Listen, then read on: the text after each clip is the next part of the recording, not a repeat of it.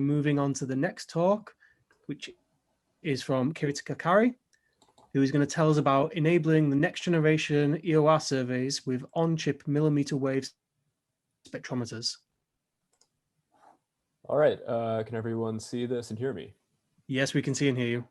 Excellent. Okay, so thanks to the organizers for setting all of this up and to all of you for sticking around to the end of the day. I'm Kirit Karkare. I am a postdoc at the University of Chicago. I'm going to take us on a bit of an instrumental detour and tell you about the work that we've been doing on the experimental front here at Chicago to enable future large-scale millimeter wave surveys at high redshift. So of course, everyone here knows this, but it's always good to start with a summary of the state-of-the-art probes of reionization. So here's a schematic of the different phases of the universe. Of course, time progresses to the right. So on the left, after the hot Big Bang, universe expands and cools. It recombines to form hydrogen atoms and the CMB. And then we have the dark ages. Eventually, small inhomogeneities in that neutral hydrogen begin to collapse. And then they form the first stars and galaxies within the first few hundred mega years. And those sources start to pump out UV photons into the IGM, driving, of course, the major phase change, the Epoch of Reionization, sometime in between redshift of 15 to 6 or so, in which the IGM becomes ionized. We've learned about this process through a couple of probes. Number one, large-scale CMB polarization. This gives us a measure of the optical depth to reionization. We've learned about reionization through absorption features in quasar spectra. And we've learned about individual high redshift galaxies that can be detected with ALMA or Hubble. But I think to really understand the global properties of reionization, including the complicated interaction between the ionizing sources and the IGM, we need to measure emission from this time on much larger scales. We want measurements that are sensitive to objects of all sizes, not just the extremely bright individual galaxies. And of course, if you're measuring just one observable, such as say 21 centimeter, you're not getting the whole picture. You want to have as many probes as possible. And so most of the effort for large-scale EoR studies has gone towards 21 centimeter. Experiments like PAPER, MWA, HERA, eventually SKA, are promising to use tomographic line intensity mapping to first measure the power spectrum and then eventually image the neutral hydrogen at high redshift. This is going to tell us, of course, quite a lot, but I'm going to argue that for a complete picture of reionization, we also need to directly measure the contribution from the luminous sources, from those first stars and galaxies themselves. And so just as an illustration for the complementarity of these measurements, we have here a simulation from atom lids showing the early star-forming galaxies on the left, the ionization field they produce, and a tracer of star formation such as CO. And you can see that that has some complicated interaction with the 21 centimeter signal. So as I just alluded to, what would be a good complementary probe of the Epoch of Reionization in addition to the H1? As many people here know, making measurements in the millimeter wave range of the spectrum is a good way to detect early star-forming galaxies, which likely played a major role in reionization, right? So in these early galaxies, you're making a lot of young stars, and so these things are emitting in the UV.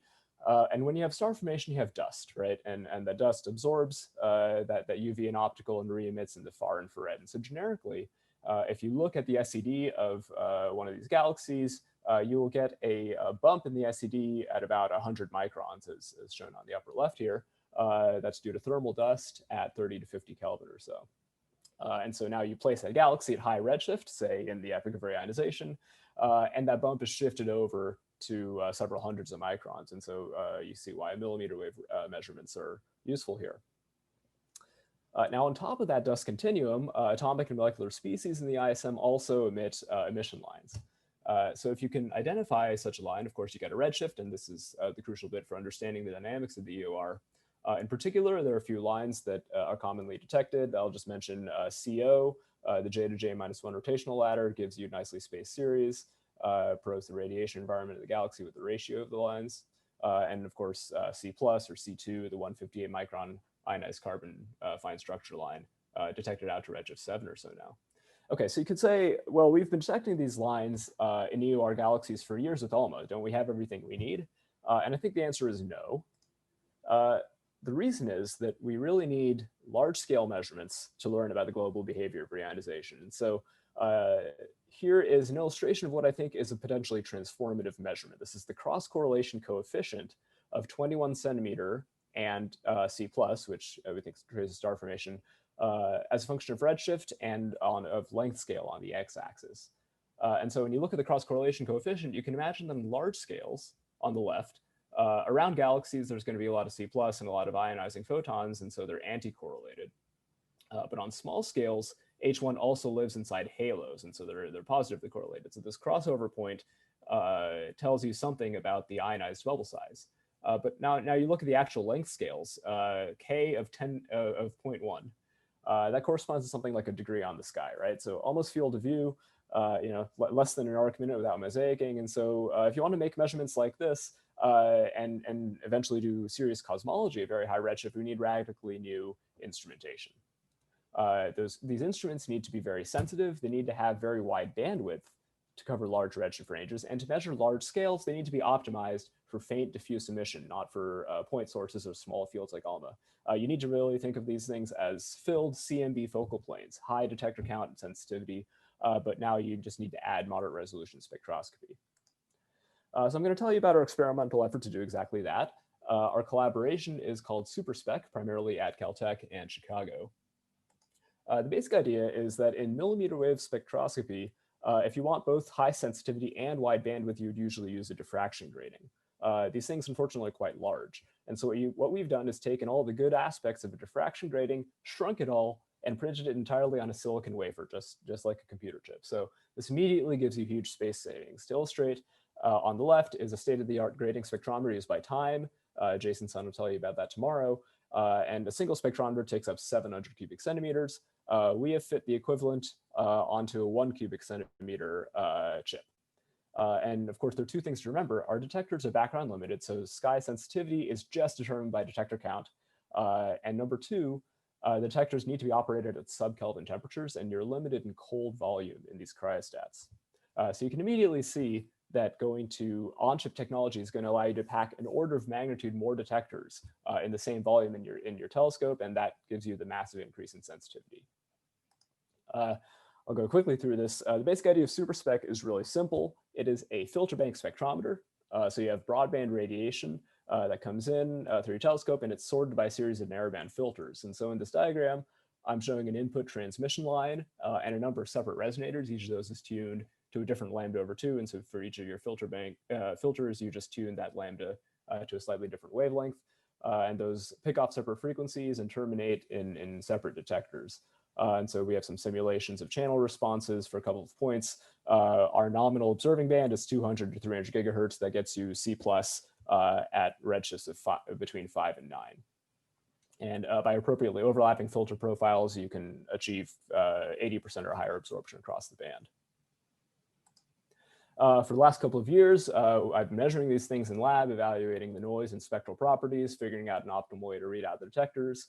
And so here we are measuring transmission spectra with some students. The detector's inside the cryostat there, and this is a Fourier transform spectrometer that's shining into the cryostat. We've shown that these devices work. So here's an example of spectra we measured of a 50-channel prototype device. So each detector indeed sees a different millimeter wave frequency. And we have 1 gigahertz resolution with this device. And so you can read about it in the instrument paper shown here. And the noise is shown to be low enough for ground-based observations. So we have the system that works in lab. Next, we need to show that it works on the sky. And so we're going to demonstrate our on-sky performance at the Large Millimeter Telescope. The LMT is a 50-meter dish at 15,000 feet on the Volcan Sierra Negra in Puebla, Mexico. It will give us, it's a great source for, great site for point source observations. Status of the deployment. Pre-COVID, we were in the final stages of testing the instrument, and we had a ship date to the LMT in May, and so I should really be on the mountaintop right now taking data. So it's unclear when we'll get the go-ahead to go down there. But when we do, Our primary goal is to show the SuperSpec can actually do science. So we're going to point at a few galaxies, high redshift galaxies, produce a spectrum showing a line detection, and we think that that'll happen quite quickly. We're also deploying an entirely new instrument with entirely new detectors, and so we're going to be spending a lot of time to understand whether the noise performance is optimal and feed that back into detector development and to develop things like calibration routines. Again, this is a totally new detecting technology. So as soon as we're allowed on the mountain, we'll have a lot of data to analyze. Of course, we're not stopping there. This is the first step on the path to instruments that can make that cross-correlation with neutral hydrogen that I showed you earlier a reality. So the LMT is going to be good for detecting the individual galaxies. It's not optimized for large-scale intensity mapping. So many of us on SuperSpec are also associated with the South Pole Telescope.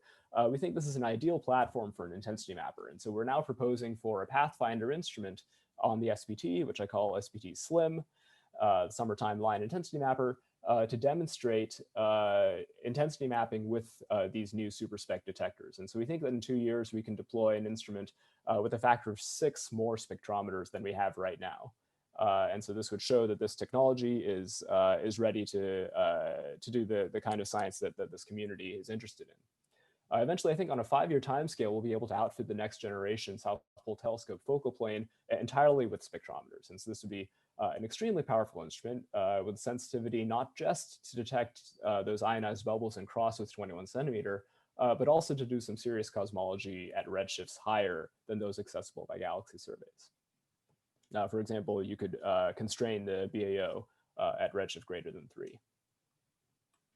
Okay, so I'll leave my summary here. I hope I've convinced you that millimeter wave spectroscopy is going to be an important part of understanding reionization, but we desperately need more sensitive instruments, and SuperSpec technology is, I think, getting us there by shrinking detector size.